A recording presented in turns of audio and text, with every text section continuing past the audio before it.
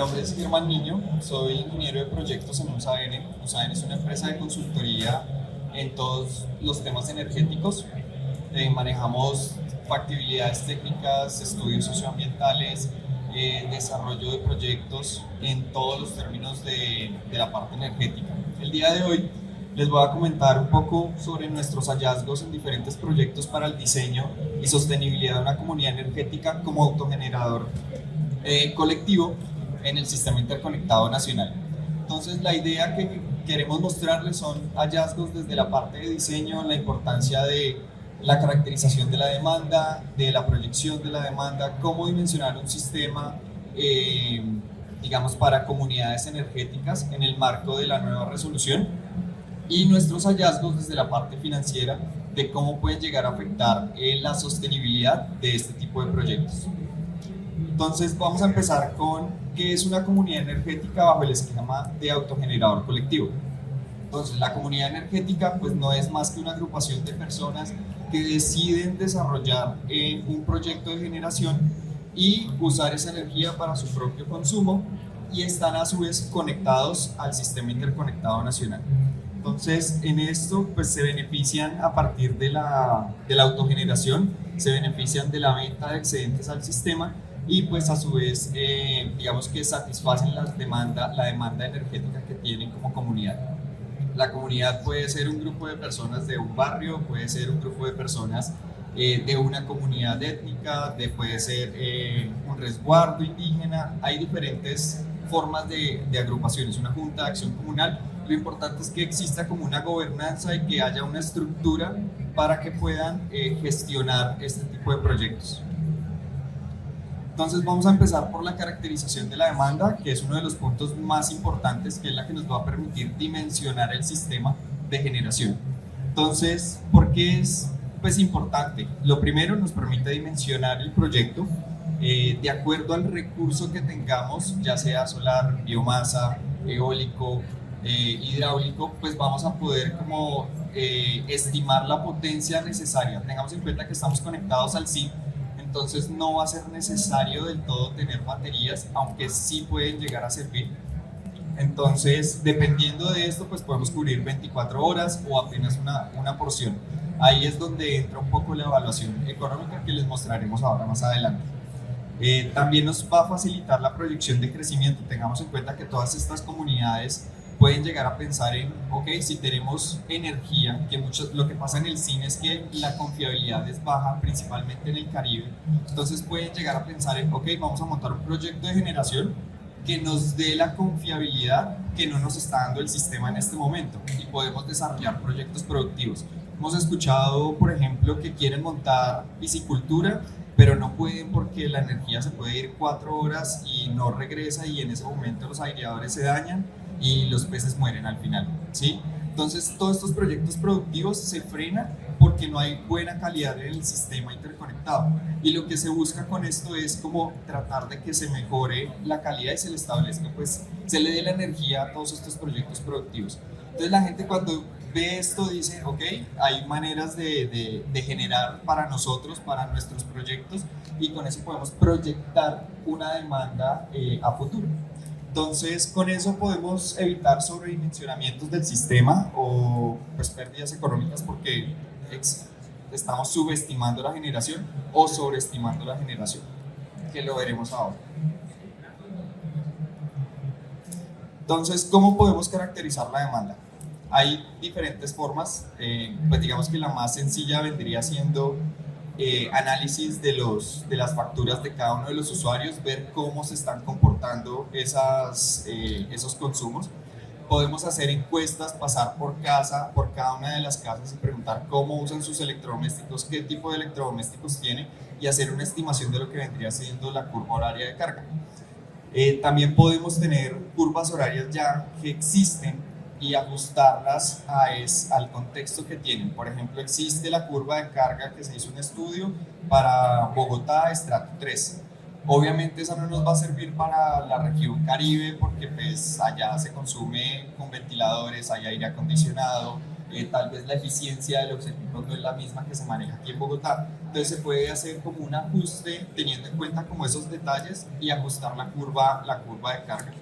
Entonces, o pues finalmente se puede tener mediciones, pero pues habría que hacer mediciones en cada uno de los usuarios para determinar esa curva global, y además de eso pues no estamos teniendo en cuenta los proyectos productivos. Entonces hay que hacer un estudio de, ok, qué proyectos productivos tienen pensados para agregarlos a esa demanda y poder dimensionar nuestro sistema.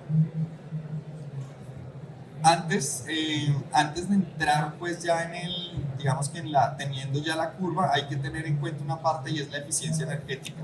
Hay que tener muy presente que una forma de ahorro y que puede evitar sobredimensionamiento de sistemas de generación es utilizando la eficiencia. Podemos hacer con medidas pasivas, que es el aislamiento térmico, sombras con árboles para evitar que, digamos, las casas se calienten demasiado en zonas calientes.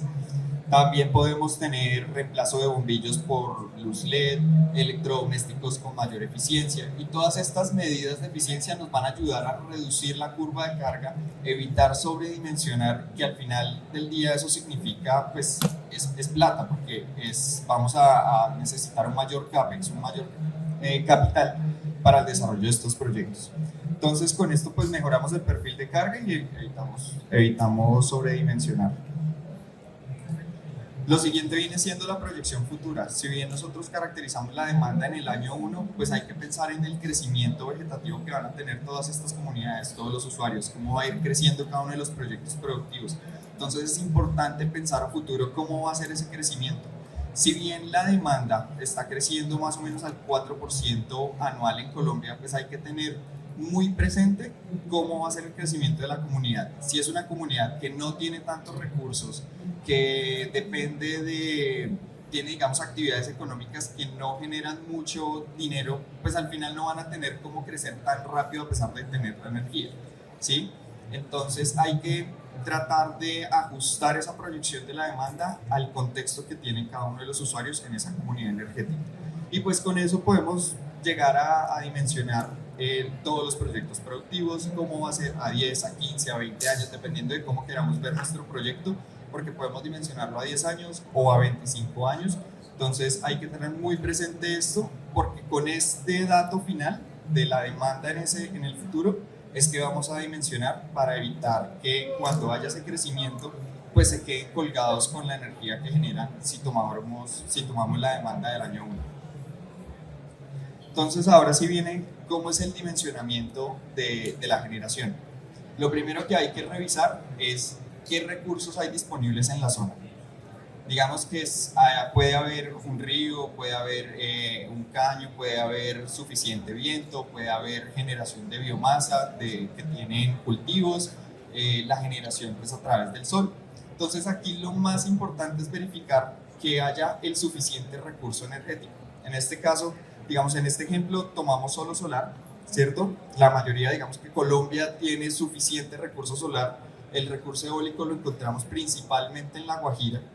Biomasa, muchas comunidades no tienen como actividad la agricultura, o no generan lo suficiente como para poder generar la energía que ellos necesitan. Entonces hay que evaluar ese paso primero. Ya una vez hemos definido como nuestro recurso, podríamos entrar a ver un análisis de alternativas. ¿Qué vamos a revisar? Oiga, ¿es mejor un sistema centralizado? ¿Es mejor un sistema individual? ¿Incluimos baterías o no incluimos baterías? Y se puede hacer un análisis preliminar donde tenemos como diferentes indicadores en cuánto sale el kilovatio hora, cuál sería el ppm, cuántas emisiones estamos, digamos, reduciendo, qué impacto tiene en la comunidad. Entonces podemos tener todo esto en cuenta para seleccionar nuestra tecnología. Una vez seleccionada nuestra tecnología, podemos hacer un dimensionamiento. Digamos que digamos de manera muy básica, podríamos para sistemas solares, dependiendo de la demanda diaria, de la irradiación que hay en el lugar y de la eficiencia del sistema, en este caso para plantas solares estamos hablando, teniendo en cuenta la degradación del sistema en el año 20 o en el año 25, podemos hablar del 77%, 80% en sistemas solares. Y con eso podemos obtener nuestra potencia pico. con la potencia pico, vamos a poner un ejemplo, tienen un consumo diario en el año 25 de 100 kilovatios hora mes, por decir, 100 kilovatios hora día, por decir algo. Y la irradiación es de 5 kilovatios hora por metro cuadrado día, y al final la eficiencia es del 77%. Con eso podemos calcular una potencia pico estimada, ¿sí? Ahí entra un proceso de iteración, porque tenemos que empezar a ver si esa potencia efectivamente nos cubre la demanda, si estamos un poco por debajo, porque pues dependerá de otros factores como por ejemplo las pérdidas por cables, el tipo de estructura, si es seguidor, si es estructura fija, si está sobre techo, si está sobre el suelo. Entonces ahí hay diferentes variables, pero pues esto nos puede ayudar como a tener una idea de la potencia. Ya con la potencia, pues hay que tener muy en cuenta lo que salió en la resolución GREC 101072 de 2025, y es que un autogenerador colectivo puede acceder a beneficios regulatorios si y solo si la potencia promedio por usuario es menor a 100 kilovatios. ¿Qué significa esto? Que si tenemos 1000 kilovatios, por decir algo, que nos salió, y tenemos 10 usuarios, esos 10 usuarios, entonces la potencia promedio sería de 100 kilovatios de potencia instalada. Y el porcentaje de distribución de excedentes por usuario no debe superar el 10%. Lo que dice la resolución es que la comunidad va a decidir al usuario qué porcentaje de esa energía le va a entregar. Como están conectados al SIM, pues es muy sencillo, le entrega como virtualmente la energía a cada uno de los usuarios. Le va a decir, a usted le va a entregar el 5%, a usted el 5%, a usted le va a dar el 7%, dependiendo del consumo que tienen cada uno de los usuarios, ¿sí? Como puede que se lo distribuya equitativamente a todos. Lo importante es que ningún usuario supere el 10%, porque esto lo sacaría de lo que vendría siendo como un autogenerador a pequeña escala. Aquí estaríamos hablando de que bajo la figura de autogenerador colectivo, lo importante es que esté como si fuera a pequeña escala, que es que esté por debajo de los 100 kilovatios y el porcentaje por debajo del 10. Entonces, con eso, ¿a qué accede? Accede a que en los excedentes tipo 1, que son los que entrego a la red, compro a la red y se los devuelvo a la red, es como un crédito de energía. Básicamente me están, si el kilovatio cuesta 1000 pesos, pues yo lo devuelvo y me lo van a descontar como si fueran 1000 pesos. O sea, es un ahorro y lo único que voy a pagar es la componente C, que son 127 pesos aproximadamente por kilovatio hora. Entonces, eso es un beneficio para la comunidad porque se están ahorrando cerca de 800, 900 pesos dependiendo del costo del kilovatio. Entonces, esto es muy importante tenerlo presente porque es lo que nos va a dar la sostenibilidad financiera de una comunidad energética. Aquí quiero presentarles un poco cómo se ve una curva horaria. Digamos que esta es la verde es la generación solar, ¿sí? La demanda la tenemos aquí con la línea azul y vemos cómo va cargando, en este caso con baterías, cómo va cargando las baterías, que es la línea roja, y una vez se cargan completamente las baterías, empieza a inyectar a la red, que es la línea amarilla. Entonces va inyectando a la red, que eso vendría siendo los excedentes tipo 1. Aquí tenemos, digamos, la curva de descarga de las baterías, que cuando justo cae la demanda, digamos, la generación solar, empiezan las baterías a funcionar y a cubrir la demanda que tienen los usuarios. Lo mismo aquí al inicio del día, cuando ya arranca la generación solar. En este ejemplo que vemos, no hay consumo de la red. Este día específico, por ejemplo, no hubo consumo de la red, con solo lo que generó el sistema solar y lo que se logró almacenar en baterías fue suficiente. Tengamos en cuenta que la generación solar pues, es muy variable y habrán días que sí va a haber consumo de la red. Entonces, pues la idea al final en el dimensionamiento es que no hayan excedentes tipo 2 en el año 25 y esto nos va a ayudar muchísimo porque los excedentes tipo 2 son los que nos afectan el modelo financiero y ya les contaré por qué nos pasa eso.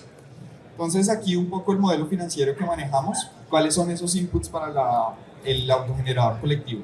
Entonces tenemos los parámetros de entrada que son, ¿cuáles son? Los ingresos, que es el autoconsumo y los créditos de excedente tipo 1, la venta de los excedentes tipo 2, que es a precio medio del contrato, más o menos 350 pesos por kilovatio, Y pues la tarifa residencial para los usuarios está entre 900 y 1100 pesos el kilovatio hora. ¿Cuáles son los costos? Tenemos el costo de operación y mantenimiento que está aproximadamente en $13 por kilovatio al año, el costo de la comercialización que les comenté, el componente C, el costo de capital, que más o menos el costo de los equipos es de $1000 por kilovatio pico. Lo hicimos a 25 años el estudio, un WACC del 8,16, que esto viene en un estudio de la UCME para este tipo de proyectos. Y pues se toman además de eso diferentes variables macroeconómicas pues que nos afectaría la TRM, nos estaría afectando la inflación, cómo se van a comportar al final el sistema. Entonces, como les comenté, a 25 años, con flujo de caja descontado, ¿qué es lo que vemos? El BPN y la TIR, a ver si es viable o no es viable, y considera entonces la generación solar horaria, que es prácticamente la curva que les acabo de mostrar, que vendría siendo cuál es el autoconsumo, cuáles son los excedentes tipo 1 y cuáles son los excedentes tipo 2. Esto durante los 25 años de estudio. ¿Qué escenarios modelamos? Entonces tenemos 4 escenarios en total, que se dividen inicialmente en 2. Es un tercero aporta el CAPEX para la comunidad energética. ¿Quién es el tercero? Puede ser el gobierno, puede ser un organismo de cooperación internacional, ¿cierto? Que aporta el CAPEX. ¿Qué es importante aquí? Digamos, en este tipo de modelos, si bien están aportando el CAPEX, no significa que al final del proyecto no se devuelva ese dinero. ¿Qué se esperaría de una comunidad energética? Y es que genere un ahorro, ¿cierto?, para la reposición de equipos, que al final de la vida útil puedan decir, ok, acá tengo ahorrado y puedo continuar con este proyecto. No es como que se les dio el dinero, se les montó el proyecto y simplemente al final de los 25 años murió y ahí ya quedó, y pues otra vez vuelven a tener los problemas que tenían hace 25 años, ¿sí? La idea es que este proyecto continúe.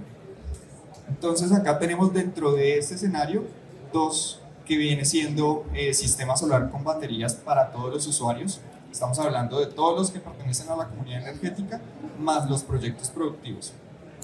En ese escenario tenemos que no hay excedentes tipo 2 en el año 25. Se dimensionó para que quedara como net cero prácticamente.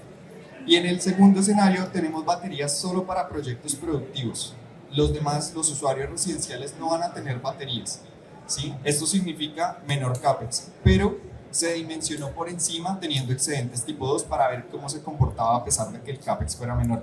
Y lo mismo se tuvo, digamos, el otro escenario es que la comunidad aporta ese CAPEX. Se le hace un préstamo por el capital necesario a tasa de interés del 8%, y se evaluaron los mismos escenarios y pues los resultados vienen siendo los que les presentamos a continuación.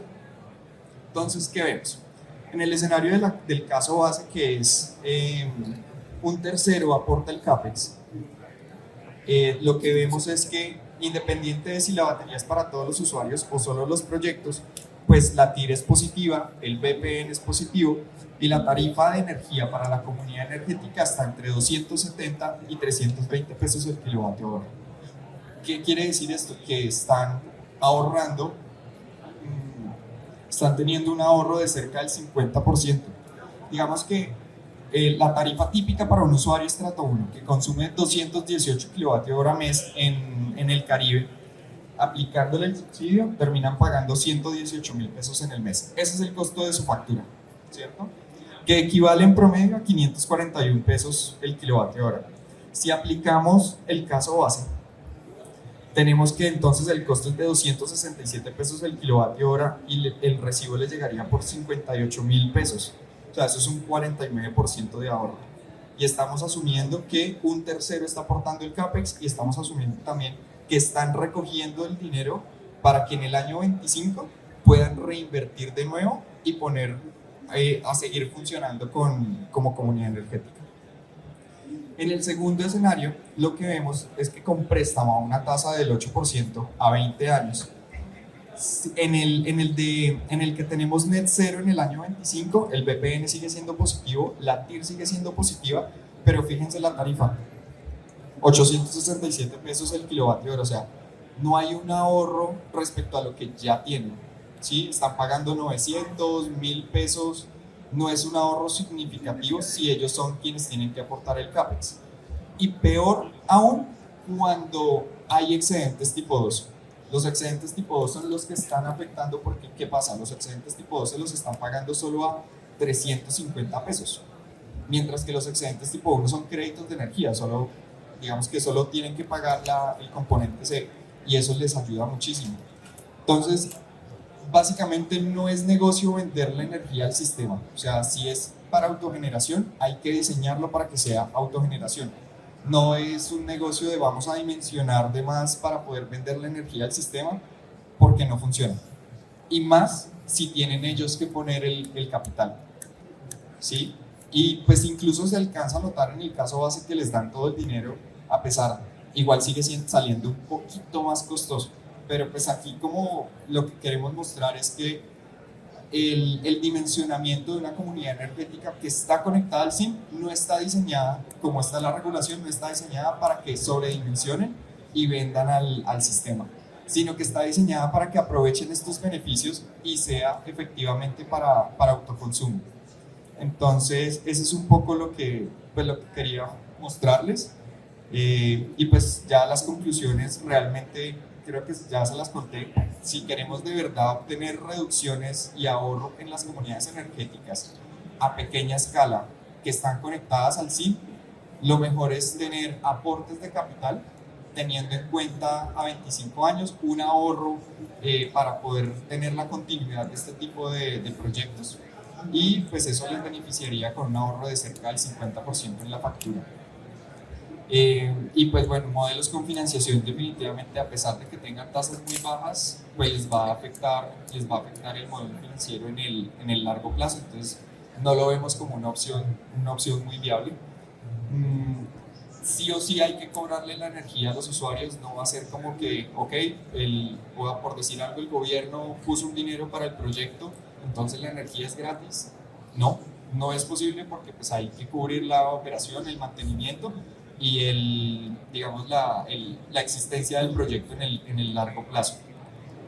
Entonces, pues eso es importantísimo, la caracterización de la demanda, importantísimo eso, tener muy presente con la nueva regulación que deben ser menores a 100 kilovatios la potencia promedio por usuario, que les recuerdo, si es 1 mega y tienen 10 usuarios, eso significaría que tienen 100 kilovatios cada uno.